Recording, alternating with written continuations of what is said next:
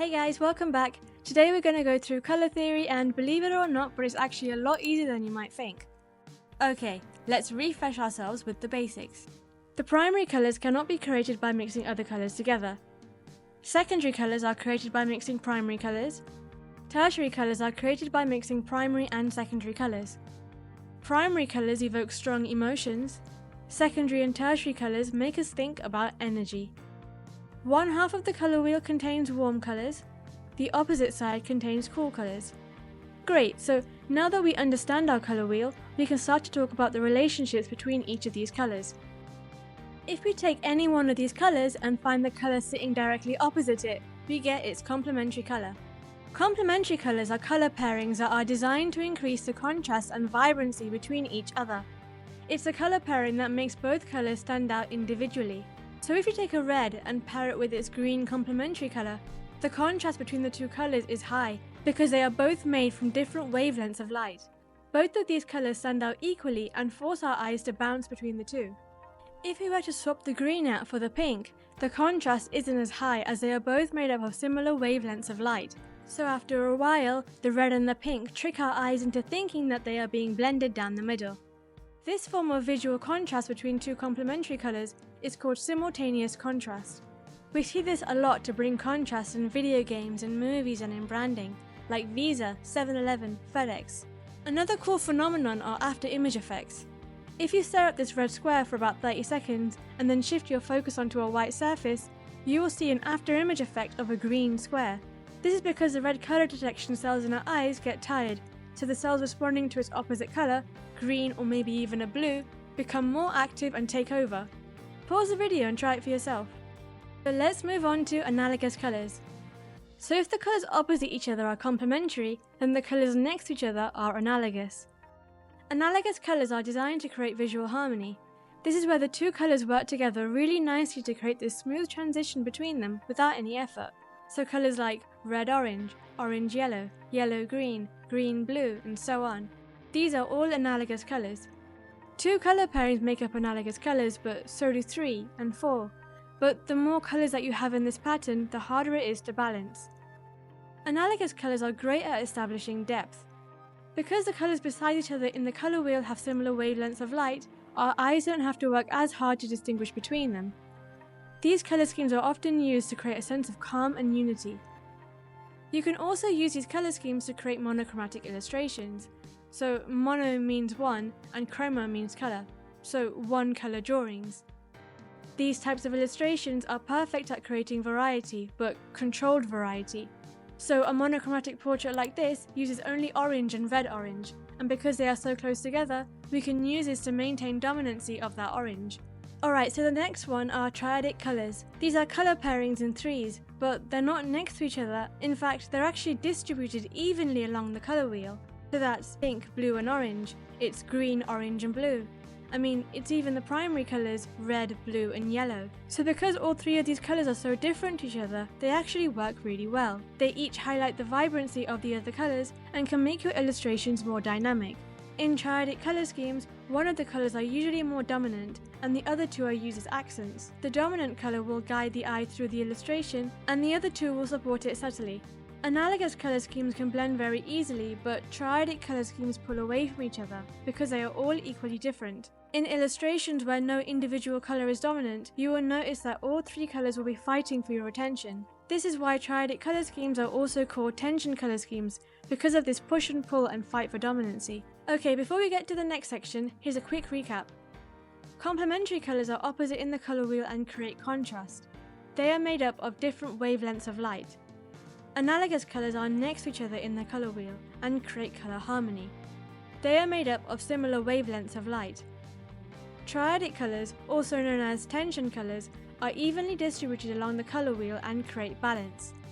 They are made up of equally different wavelengths of light. Okay, now when we talk about color, there are 3 fundamental properties that you need to know: value, saturation, and hue. Let's start with value. Value describes how light or dark a color is. So let's bring up this grayscale. The more white a color is, the higher the value. So this side is low value. Okay, now let's take orange. If we add white to the orange, we get a light orange, a high value orange. How much white there is in a color is referred to as a tint. But if we were to describe this light orange, we would say a high value tint of orange. If we take our original orange and add black, we get a dark orange, a low value orange. We could call it a low value tint of orange, but in terms of color theory, this doesn't make much sense. How much black there is in a color is referred to as a shade. So instead we will call it a low value shade of orange. So this side is tint, this side is shade, and they are both referring to value. To give you another example, if we take red and add white to it, we get pink. So we can say that pink is a tint of red.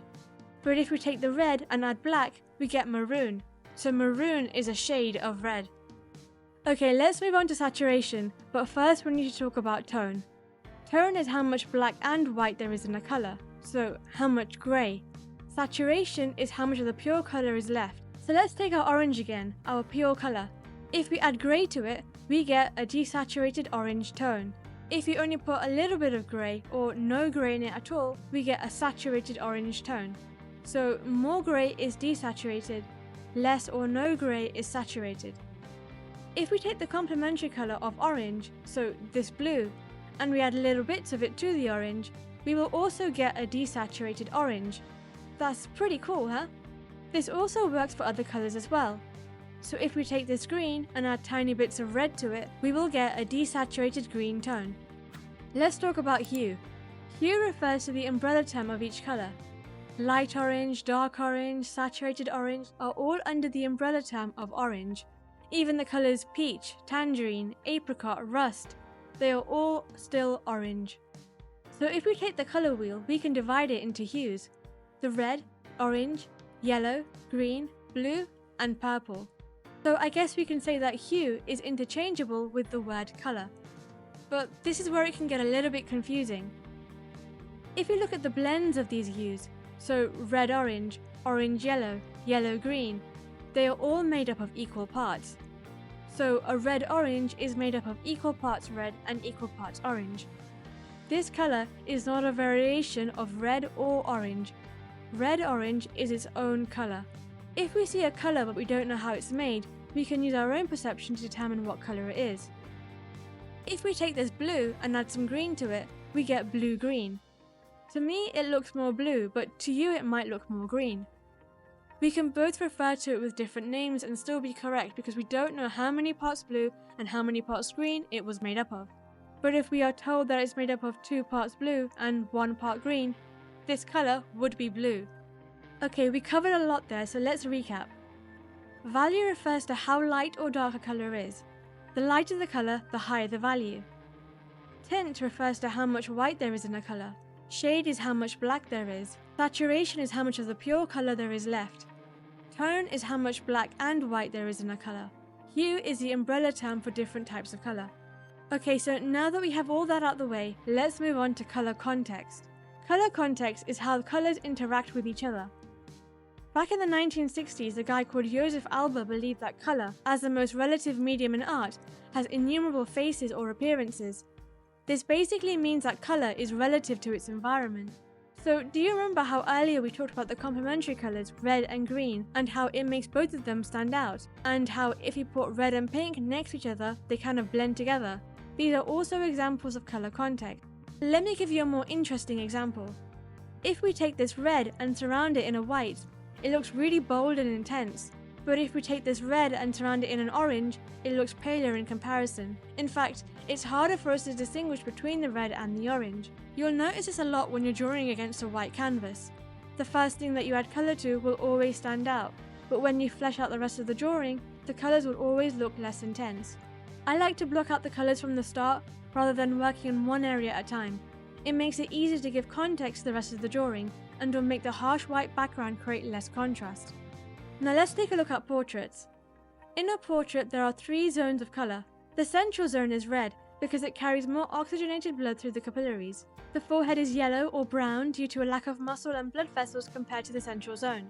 And the chin is grey, blue, sometimes green. This can be due to a 5 o'clock shadow, such as reflections from clothing, or a slight transparency of the skin, faintly showing the blue deoxygenated blood being carried by the vessels around the lips. It doesn't matter who or what you paint, the concepts will always be the same, even as a digital artist. But if you're not sure where to start, check out this video over here.